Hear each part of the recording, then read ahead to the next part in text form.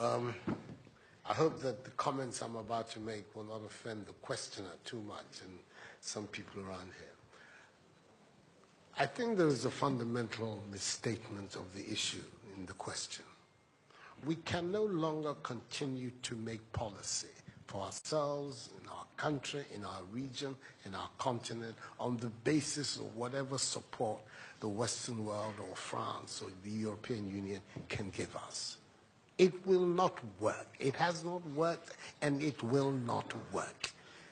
Our responsibility is to charter a path which is about how we can develop our nations ourselves. It is not right for a country like Ghana, 60 years after independence, to still have its health and education budgets being financed on the basis of the generosity and charity of European taxpayers. By now, we should be able to finance our basic needs ourselves. And if we are going to look at the next 60 years as a period of transition, a period whereby we can stand on our own feet, our perspective has not to be what the French taxpayer decides to do with whatever surpluses that they have in France. They're welcome. They're appreciated. Whatever interventions that the French taxpayer through their governments make to us are appreciated. We're not going to lick a gift horse in the mouth. But this continent, with all that has happened, is still today the repository of at least 30% of the most important minerals of the world. It is a continent of vast, arable and fertile lands. It has the youngest population of any of the continents in the world. So it has the energy and the dynamism. We have seen it. These young men who are showing so much resilience and ingenuity in crossing the Sahara, finding ways to go across with rickety boats across the Mediterranean to really, those energies, we want to have those energies working inside our countries.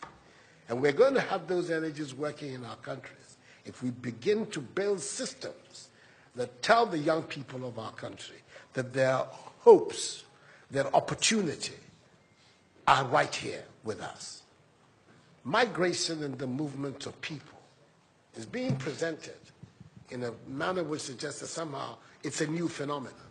There's nothing new about it. It's as old as man, the movement of people. And it has always been linked to the same thing. The failure of where you are to provide you with an opportunity, so you move somewhere else.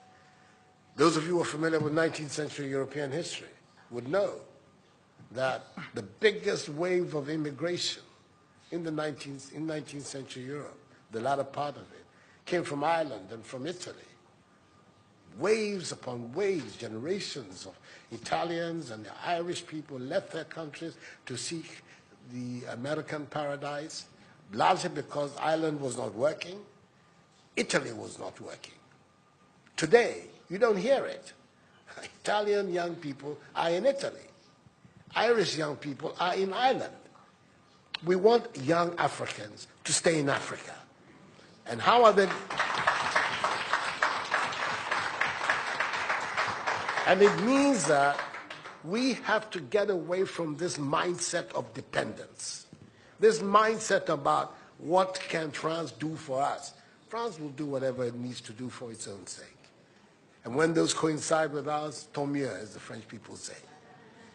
But our main responsibility as leaders, as citizens, is what we need to do to grow our own countries. What are the institutions that work, that will allow us to have good governance, to have accountable governance, to make sure that the monies that are placed at the disposal of leaders are used for the interests of the state and not for those of the leaders, to have systems that allow for accountability, that allow for diversity, that allow for people to be able to express themselves and contribute to fashioning the public will and the public interest. Our concern should be with what do we need to do in this 21st century, to move Africa away from being cap in hand and begging for aid, for charity, for handouts. The African continent, when you look at its resources, should be giving monies to other places. We have huge wealth on this continent, in our own country of Ghana. And we need to have a mindset that says, we can do it. Others have done it. We can also do it. And once we have that mindset, we will see it as a liberating factor for ourselves. We keep talking about how it was that Koreans, Malaysians, Singaporeans, who got their independence at the same time as us. We're told of that at the time of Ghanaian independence, per capita Ghanaian income was higher than that of Korea. Today, Korea is part of the first world. So is Malaysia. So is Singapore. What happened? Why did they make that transition? And 60 years after independence, we are where we are. Those are the matters that should concern all of us as Africans, as Ghanaians. And not, when I say so with the greatest of respect to the French president, I think that the cooperation of France is something that I am, as you know, a strong friend of France. I am Francophile. So I don't have any difficulty with that. But I'm talking about our own propulsion, what we need to do to get our countries to work so that we can create the conditions that would allow our young people to forego this hazardous effort to get to Europe. They're not going there because they want to. They're going there because they don't believe they have any opportunities in our countries. So that should be our focus. And I believe that with that if we change that mindset of dependence, that mindset which is contingent on aid and charity, we would see that in the decades ahead of us, the full flowering of the African peoples would take place. And that new African personality that was talked about at the time of our independence will become real and imminent in our times. That's what I'm saying. I hope that I'm not upsetting the questioner or even some of my friends who are here.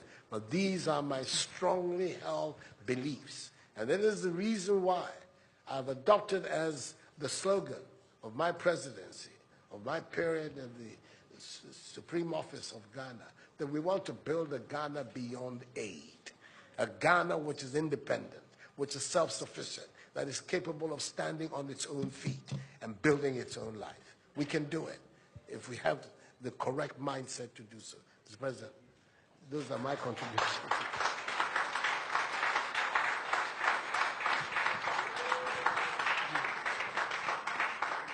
Si vous aviez besoin d'avoir la preuve qu'une nouvelle génération de leaders en Afrique croit dans une nouvelle histoire pour l'avenir et la jeunesse, vous venez de l'avoir. Pour ceux qui pensaient que ce n'étaient que les mots d'un président français parlant de l'Afrique. Il y a des leaders en Afrique qui veulent une nouvelle relation, qui veulent un avenir pour leur jeunesse dans leur pays, dans leur continent, qui le veulent parce que c'est ce qu'ils veulent écrire. Donc merci pour cela. So, no. We'll be here forever. We'll be here forever. He has a lot of ideas, a lot of very positive things to say. And as you can see, I have my own things to contribute as well. So, let's bring it to an end. We're going to... Mr. Macron left Abidjan after a hectic morning, has not had anything to eat. He at least has to have that side of Ghanaian hospitality. So we're going to be interviewing for him to go and have some lunch. Thank you very much indeed.